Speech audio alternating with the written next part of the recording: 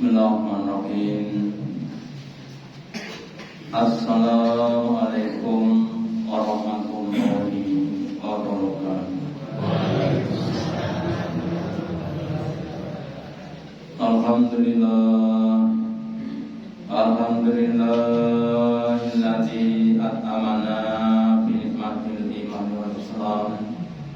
Asyhadu an la ilaha illallah wahdahu la syarika lah wa asyhadu anna Muhammadan abduhu wa rasuluhu la nabiyya wa la rasula ba'dahu. Allahumma sholli ala Muhammad wa ala ali Muhammad kama shallaita ala ali Ibrahim innaka Hamidum Majid. Wa barik ala Muhammad wa ala ali Muhammad kama barakta ala ali Ibrahim innaka Hamidum Majid. Qala Allahu ta'ala fi kitabihil karim. A'udzu billahi minasy syaithanir rajim. Ya ayyuhalladzina amanu ittaqullaha haqqa tuqatih wa la tamutunna illa wa antum muslimun. Wa qala fi al-ukhra wa ma umiru illa liya'budullaha mukhlisina lahu-d-din.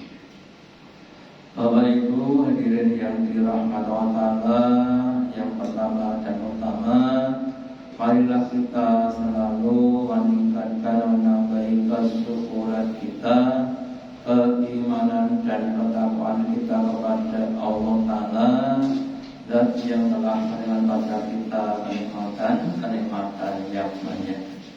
Semoga dengan kesyukuran kita Allah berkenan memberikan kepada kita kenikmatan yang lebih banyak dan barokah dunia sampai di akhirat.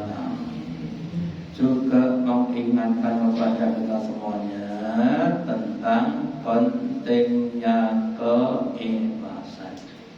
Allah berfirman, wa ma umiru illa liya'budullaha mukhlisina lahu-d-din, yang artinya, wahai orang-orang beriman, tidaklah kalian itu diperintah Allah kecuali hanya untuk ibadah kepadanya dengan mengikhlaskan, ya, diniati dengan niat yang ikhlas hanya untuk Allah semata to'il, ya, nggak boleh ada acara atau urusan yang lainnya. Nah, kalau kita bisa mengikhlaskan setiap amal kita, maka Allah akan memberikan balasan yang tidak terhingga. Dan sebaliknya, kalau kita tidak ikhlas, maka Allah tidak akan memberikan balasan kepada kita, dan kita akan jadi orang-orang yang tidak semoga Ibu kita semuanya diberi keikhlasan Allah. Kemudian yang ketiga, mengingatkan kembali, ya, tentang keutamaan surat Al-Fatihah. Surat yang insya Allah kita semua sudah hafal dari ayat pertama sampai ayat terakhir, ya. Dan terus kira-kira apa apabila keutamaan dari surat Al-Fatihah? Nah, dengan kita mempelajari tahu fadilahnya, insya Allah akan semakin senang untuk membacanya. Yang pertama, kita jelaskan bahwa surat-surat apa yang ada di dalam ada dua kategori. Yang pertama, surat atau ayat-ayat makkiyah. Surat atau ayat yang diturunkan kepada Nabi ketika masih di Mekah, ya, selama 13 tahun. Yang kedua, surat Madani.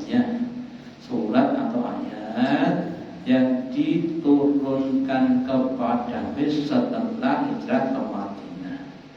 Nah, surat Fatihah itu termasuk yang makiyah, artinya diturunkan ketika Nabi masih di Mekah, artinya masih awal-awal kenabian. Ya. Kemudian berapa ayatnya? Ayatnya ada 7. Ya. Cuma 7 itu ada 2 pendapat. Pendapat yang pertama menjelaskan bahwa Bismillah itu termasuk ayat pertama, Allah dan sebagainya. Yang kedua berpendapat bahwa Bismillah tidak termasuk ayat satu, alhamdulillah. Ya. Nah, kalau ayat pertama itu Bismillah, maka ayat terakhir itu adalah Siratal ladzina an'amta 'alaihim ghairil maghdubi 'alaihim amin. Ya. Tetapi kalau Al-Fatihah bisa tidak masuk sehingga angka sebagai ayat pertama, maka ayat terakhirnya adalah ghairil maghdubi 'alaihim amin. Ini adalah perbedaan pendapat. Ya. Kemudian berikutnya Bapak Ibu, keutamaan Fatihah itu yang pertama disebut sebagai induk Al-Quran. Ya. Quran yang terdiri dari 30 juz atau 114 surat itu induknya, intinya ada di dalam Al-Fatihah. Ringkas adalah di dalam Al-Fatihah tadi. Berdasarkan kepada sabda Nabi sadar bahwa alhamdulillah itu umul Quran wa umul kitab wa sa'umatani, bahwa Al-Fatihah yang bunyinya dari alhamdulillah dan sebagainya itu disebut induknya Al-Quran, induknya kitab, intisarinya kitab, dan juga disebut as-sab'u matani. Sapu itu 7, matani itu 2, bimakna diulang-ulang. Ya. Kita secara normatif minimal baru membaca Fatihah selama sehari semalam minimal 17 kali. Itu belum yang sunahnya. Ya. Kalau penjenengan ditambah sunahnya, 1 hari sholatnya cuma 40 rakaat kali. Gimana? Tanpa rakaat. Nah, sholat wajibnya 17, gitu. Lajeng tahajudnya 11, nanti 28 tuh, fajarnya 20, gitu. Duka, qobliyah, ba'diyah sama 40 rakaat, ya. Jadi udah tadi ya. Jadi Bapak Ibu bisa monggo kita semuanya berusaha untuk menambah sholat sunnah supaya sholatnya semakin hebat, semakin sempurna. Jangan sampai maaf saja berhemat. Ben kok mau kelas 3 munggah kita Bu. Kedek ben kok mau 17 rakaat sok-sok malah dikorupsi barang. Kita yang monggo harus ada perkembangan. Salah satu yang membedakan hati mati dan hati hidup itu, kalau hati mati tidak berkembang atau statis, sedangkan hati yang hidup itu berkembang dinamis, gitu ya. Sehingga amalnya akan semakin bertambah, baik kuantitas maupun kualitasnya. Ya, dulu belum bisa merasakan nikmatnya membaca Al-Quran. Ya, saya nikir akan pada alhamdulillah. Meskipun tidak tahu, tapi tahu tentang apa? istilah itu isinya alhamdulillah. Ini usahakan untuk berkembang. Terus kemudian Bapak Ibu, Al-Fatihah itu juga namanya penyembuh penyakit, utamanya penyakit hati. Di dalam surat Al-Isra surat yang ke-17 ayat 82 Allah berfirman, "Nazilu minal Qur'ani," dan sungguh kami Allah telah menurunkan Quran, mahwa sifatun, dan itu ada sebagai sifat, sebagai obat, wa rahmatun, dan rahmat lil mu'minin, bagi orang-orang yang beriman. Nanti adalah yaitu obat hati kita. Macam-macam penyakit hati nomor penyakit hati nomor hasad, iri, sombong, nomor itu dapat diobati dengan Quran. Contohnya hasad.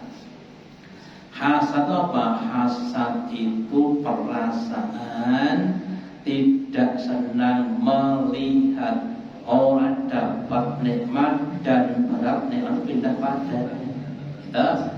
Kalau kita dah membaca Quran bahwa Allah membagi rezeki dengan kemaslahatanya, maka kita tidak akan kasar. Kenapa? Contohnya, contoh saja. Kalau ada 2 motor, 1 bis, 1 PCE, PCE apa? Lah nek diparingi kabeh 10 liter. Lah nek bit iki nglampun nang budak apa nggih? Tangkine paling-paling 3 liter kae 10 liter berarti kan budak gitu. Ya. Orang sekarang kuwi baru nek rezekine kakeyan niku terus bludak. Betul bludak mboten? Bludak ta kemudian mau banjir, kan baca mboten. Sia-sia. Ora perlu terus dituku kek omah ra tau dibu iki mungkin. Ini wong mriko boten enten. Kita buka. Ya. Harus begitu. Kemudian warahmatun sebagai bentuk belas kasih Allah pada kita, utamanya ketika kita membaca. Kalau kita baca Quran itu 1 huruf pada 10 kebaikan. Kemudian kalau baca Bismillahirrahmanirrahim, yang itu berapa huruf? Sehingga semakin banyak yang dibaca akan semakin banyak pahalanya sebagai rahmat. Beda dengan orang kafir gak punya kesempatan membaca Quran. Kemudian wala yadzulna illa masyarun, dan tidaklah bagi orang dolim, kafir, musyrik, munafik, ketika dibacakan Quran adanya cuma tambah rugi, hatinya menolak tambah panas. Kelompok setan tadi, nek krungu bayangkan apa? Hatinya jadi panas tadi. Monggo usahakan untuk menjadi sebagai penyembuh.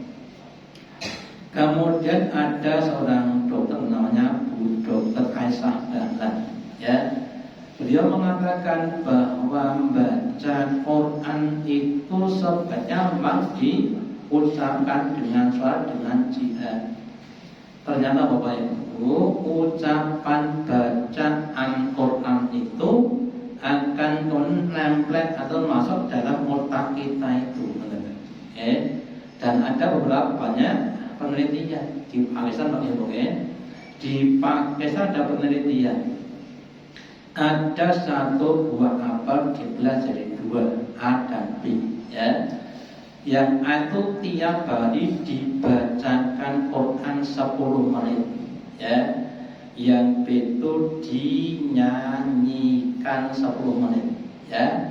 Selama 7 hari Bapak Ibu, apel yang tiap hari dibacakan Quran itu lebih segar dibanding dengan apel B yang tiap hari dinyanyikan.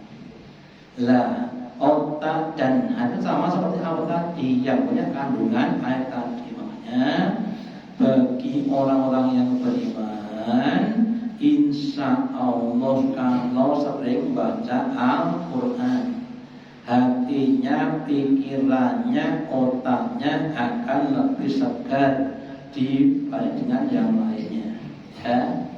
Kulo niku jane pengen maca ning boten saged Pak. Belajar. Mun belajar lah bener-bener. Ya. Nah. Pripun nek pun ngoten nggih Mang Tumbas nika. Enten niki boten boleh boten iklan. Tumbas Murota nika nggih sampeyan enten nggih slot kantor pun seteh. Ibadah sebagian di pernah Ustaz, bagaimana caranya ngapalne Quran? Sing penak gampang, carane ngapalne penak niku mang setel esok sajus sore sajus. Mang tinggal isa-isa maupun nopo terserah kowe. Enggak susah apa dhewe Bapak. Minta Pak. Zaman cik nonton TV kira tau ngapalne iklan ning di Bang ini, tetep ngapalne iklan. Pada orang ngapalne iklan di kuwau. Itu dalilnya adalah witing lesno jalaran soto ulino. Yang mulai kesoalnya dibiasakan baca Quran di rumah kita. Kemudian Fatihah itu adalah syarat sahnya sholat. Ketika kita sholat, apakah subuh, dan lainnya, kita ada rakaat-rakaatnya ya. Sholat subuh 2 dan lainnya. Lah di rakaat itu kita sudah bisa baca Fatihah apa belum? Kalau sudah berarti ada 1 rakaat. Ya, Nabi katakan la sholata liman lam bi Fatihah kita, yang artinya tidak ada sholat bagi orang yang dia itu tidak baca Fatihahnya kitab. Contoh ada 3 orang, A, B, dan C ya. Si A itu sholat jamaah bersama imam di masjid ketika imamnya mengangkat takbiratul ihram Allah apa sih sudah ada ya, sehingga si A itu membaca atau dapat dengan Fatihahnya imam. Si B datang agak terlambat ya, datangnya ketika imamnya sudah selesai baca Fatihah, kemudian baca surat baru datang. Si B datang tak kemudian baca Fatihah selesai ya, sebelum imamnya ruku ya. Sementara si C itu datangnya ketika imamnya sudah ruku ya, maka A dan B itu dihitung rakaatnya. Kenapa? Karena baca Fatihah ya. Sementara C enggak dihitung ya, tapi ya tetap dapat pahala, tapi enggak hitung rakaat. Kenapa? Karena tidak bisa baca apa? Ya Bapak Ibu kita semuanya, kalau bisa penentuan rakaat kita itu ditentukan oleh kita bisa baca Fatihah atau belum ya. Kalau kita sudah bisa baca Fatihah berarti dihitung rakaat. Kalau ya jangan dihitung, meskipun ada juga yang berpendapat berkata bahwa Ibu, barang siapa yang mendapati rukuknya imam itu sudah dihitung 1 rakaat. Tapi bagi saya lebih hati-hatinya kan tadi Fatihah tadi ya. Kalau sudah bisa baca Fatihah kita hitung, lalu kita tidak hitung. Itu yang ketiga. Yang keempat, bahwa surat Al-Fatihah itu adalah surat yang mulia. Ya, ketika sahabat namanya Abi Sa'id Al-Mu'alli datang di masjid, ya, terus kemudian dia ditimbali Nabi, tapi tidak datang. Terus Nabi sampai bertanya, kenapa kau saya tampil kau kok nggak datang? Ya, padahal Allah sudah menyatakan istajibu lillahi wa rasulihi. Hendaklah kalian itu mengiyakan kepada Allah dan ketika dia itu kepada kamu. Itu terus singkat cerita Bapak Ibu, Nabi ingin mengajari kepada dia. Itu ada katakan la'alimaka suratan ya'amu surati Al-Quran. Aku ajarkan kepadamu satu surat yang itu adalah semulia-mulianya di dalam Al-Quran. Gitu. Kemudian surat apa? Yaitu surat Al-Fatihah. Jadi Bapak Ibu, surat Fatihah itu surat yang paling mulia di antara 114 surat. Ya, meskipun Bapak Ibu semua mengetahui yang paling adalah surat Al-Fatihah. Kita makanya Bapak Ibu, kita semuanya sebagai orang Islam minimal dikuli hafal surat Al-Fatihah. Kenapa dari? Oh ya, anak-anak kita, cucu kita itu kalau bisa surat Fatihahnya kita yang ajari. Kenapa seperti itu? Supaya kita dapat pahala mengajarkan Al-Fatihah. Ya Pak Ibu ya. Nek Al-Baqarah kan ngajari wong liya mriku. Gitu. Kan Fatihah monggo usahakan Fatihah kalau bisa kita ajari sendiri. Kalau yang terlalu nanti itu miliknya orang lain tadi. Makanya monggo usahakan untuk bisa mengajarkan Fatihah kepada anak atau cucu kita, ya. Terus yang keenam, Fatihah itu sebagai munajat, sebagai dialog, ya, antara Allah dengan kita, ya. Ketika kita baca Alhamdulillahirabbil alamin, maka Allah jawab hamidani abdi. Ya, sehingga itu sebaiknya baca Fatihah itu ada jedanya. Alhamdulillahirabbil alamin, Ar-Rahmanir-Rahim. Ya, karena Allah pun menjawab. Ketika kita baca Ar-Rahmanir-Rahim, Allah katakan asna ayat abdi, ya. Kalau kita bacanya digandeng seperti 10 gelenjeng, ya. Bismillahirrahmanirrahim, alhamdulillah. Nah, itu kurang pas. Kapan Allah jawab pada kita, ya? Yang Allah terutama yang jadi imam jangan digandeng-gandeng, ya. Alhamdulillahirabbil alamin, Ar-Rahmanir-Rahim, Maliki yaumiddin. Itu, ya. Kalau kita tidak, Allah itu sempat menjawab apa yang kita ucapkan. Ketika kita mengatakan Malik Yaumiddin, Allah katakan majadani abdi, telah memuliakan kepadaku hambaku. Dia tahu bahwa besok hari kiamatku yang cuma saya. Kita ketika kita membaca iyyaka na'budu wa iyyaka nasta'in, Allah katakan hadza baini wa bain abdi. Ayat ini untukku dan untuk hambaku. Iyyaka na'budu, nyembah itu dari hamba kepada Tuhan. Nek yang ditulungan dan kepada hamba.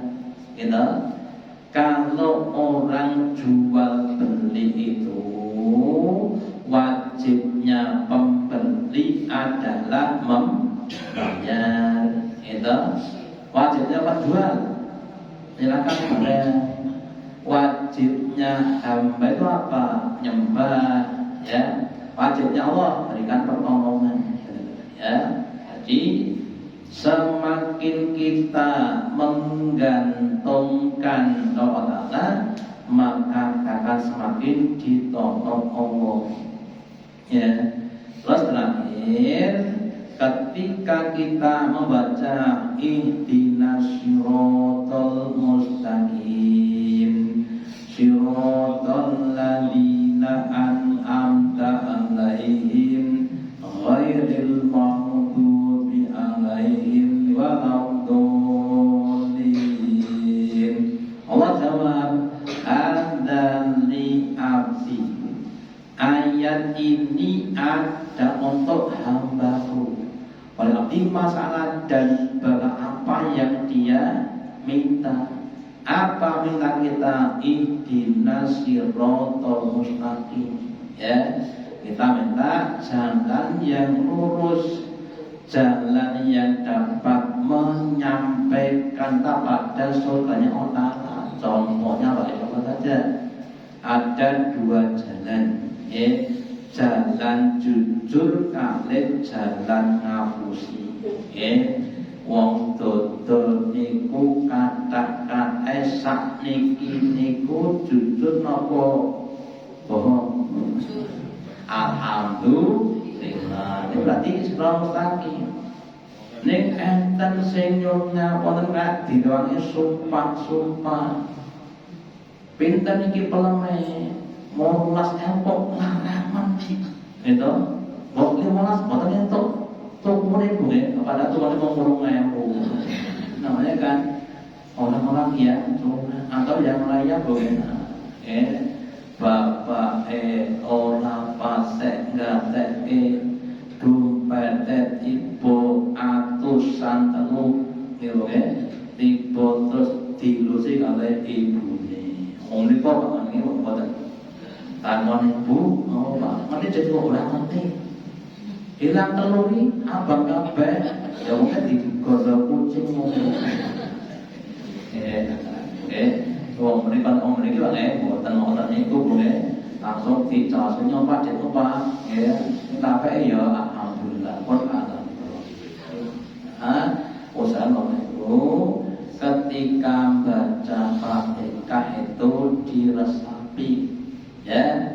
Kalau tidak tahu artinya bagaimana, tetap diresapi dengan cara pelan-pelan, ya. Kalau lihat misalnya dulu kalau zaman saya sekolah itu ngurungokne lagu-lagu barat yo mantuk-mantuk, oke. Meskipun jadi orang ngerti hati nih, yo mantuk-mantuk, kaya ngerti hati nih, kita. Iku dia jelas Bapak Ibu. Moco mengatakan, ya, kalau kita membacanya mahdan, alam kita kan bisa menikmati. Lah orang itu kalau bisa menikmati, akan namanya suatu kesenangan bahagia. Ning nek boten saged menikmati itu namanya kejenuhan. Ya Pak Ibu ya. Diaturi dahar tenggene pasukatan menune komplit kabeh enak ning mung 5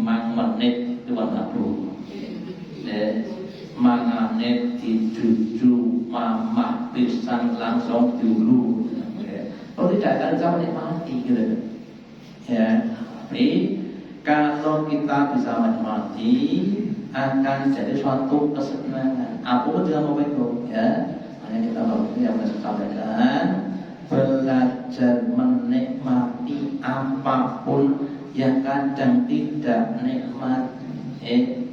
Menikmati kenikmatan itu semua orang bisa, tetapi menikmati suatu yang tidak nikmat itu hanya orang luar biasa yang bisa. Ya, menikmati soto sop sate boleh kabeh wong sate, tapi menikmati sholat, sedekah, siam tidak satu orang bisa. Ya, menikmati kelaparan niku gampang orang Bapak Ibu. Menikmati luwi pernah tidak? Wetenge luwe malah nangis.